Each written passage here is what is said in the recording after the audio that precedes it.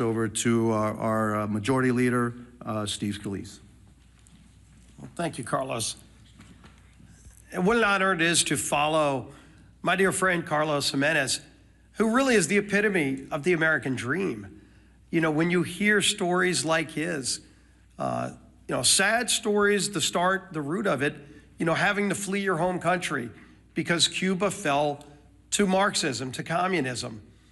But luckily, for people like Carlos, all around the world, there's one place that they can look to if they want a North Star.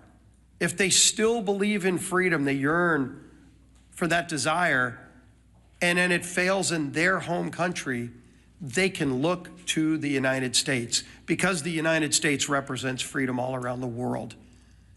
And how dangerous of a position that is when Marxists from within try to change it here, try to unravel what makes America so great. And as Carlos came to seek that freedom that millions others have as well, like my great-grandparents who came from Italy to seek that same freedom. Ronald Reagan said it best: freedom is only one generation away from extinction if we don't fight to defend it. Those words of Reagan still ring true today because, Carlos, we will continue to fight for freedom. But it's not an empty fight. There are people on the other side here in America that are pushing back, that want to destroy that capitalist free market system. And so when you look at the results of the election, anybody that wants to go celebrate a blue state voting blue, what they're not acknowledging is what happened in a city like New York. It reverberates. When New York elects a Marxist as their mayor, there are other Democrats that are now looking and saying, does the Democrat Party represent me anymore? And today you heard it again. Democrats are the ones who are looking and saying that they're done with the Democrat Party. Jared Golden yesterday announced he's not going to run again. And he didn't just say he wasn't going to run again because he got tired of serving in Congress. I think it's really important to pay attention to what Jared Golden said. And he is in a swing district. Jared Golden is one of those moderate Democrats who represents maybe the old Democrat Party now, what was discarded by the voters on Democrat cities and states. But it's not where America is.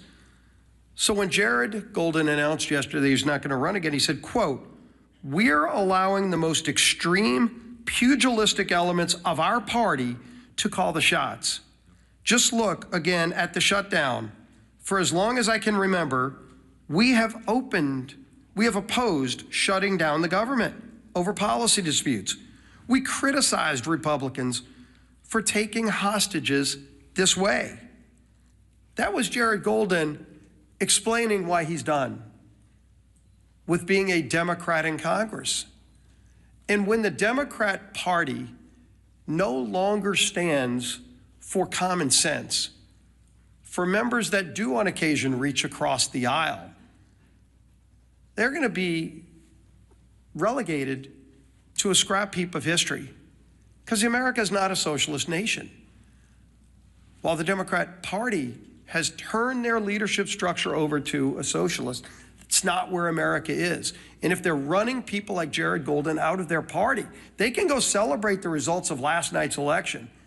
Again, if Alabama held an election also Tuesday and gee whiz, a Republican governor was elected governor of Alabama, would anybody be writing a story about it? Of course not. So let them go celebrate New Jersey electing a Democrat governor, New York City electing a Democrat. The real concern is that the Cuomo wing of the Democrat Party got destroyed by the Mondami wing of the Democrat Party. And if they want to call that a victory, good luck. Something tells me they're not going to be sending Mondami to swing districts around America. He's not going to Maine. Let Mondami go to Maine for that now open seat in Congress, a 50-50 district. Will they be sending Mondami to those kind of swing districts? Colorado, where somebody like Gabe Evans represents. Is Mondami going to be going there? Because that's where their party is now headed. And they chose that. But America is not embracing that form of socialism. We know what you get from socialism. You get the promises of free everything. But Americans know innately there's no such thing as a free lunch. All you end up with, the results, are the hollow promises and the failures that come with those promises, because you know you get what you pay for. And somebody else is going to have to pay for that free thing. And a lot of those rich people they love denouncing are leaving. Many have already left.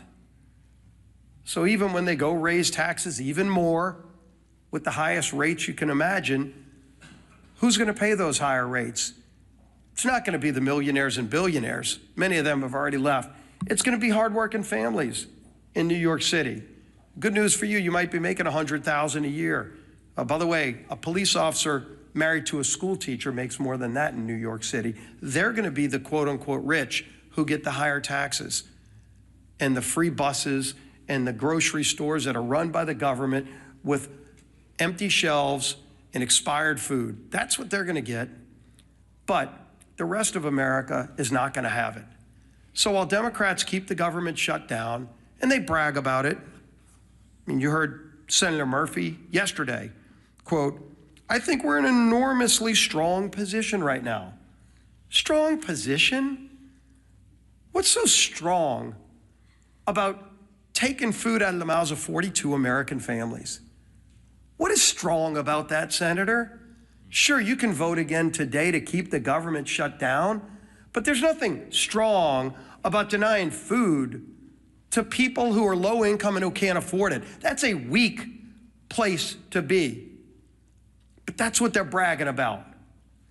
When, as we saw, the transportation secretary yesterday said 10% of flights are going to have to be cut back because we don't have enough air traffic controllers because Democrats chose not to pay them. And so people are getting ready to go travel to see their family, hopefully, for Thanksgiving. But they're not going to be able to get that flight. They're going to have to leave a day or two earlier to drive. Maybe they won't be able to fly. But don't worry. Some Democrat senator thinks he's in a stronger position because he's now leveraged Americans as pawns in some game. That's what they think this is. It's disgusting. And the American people are catching on. And so while Democrats applaud socialism being the new wave of their party, the few common sense Democrats left in their party are leaving, running for the exits. Well, you might be able to leave New York City and go to Florida or Texas or somewhere else, but if they destroy America, there's nowhere else to go. That's why we're going to fight for freedom every single day, and their approach to Marxism, socialism, whatever you want to call it, will not prevail in America. Our whip, Tom Emmer.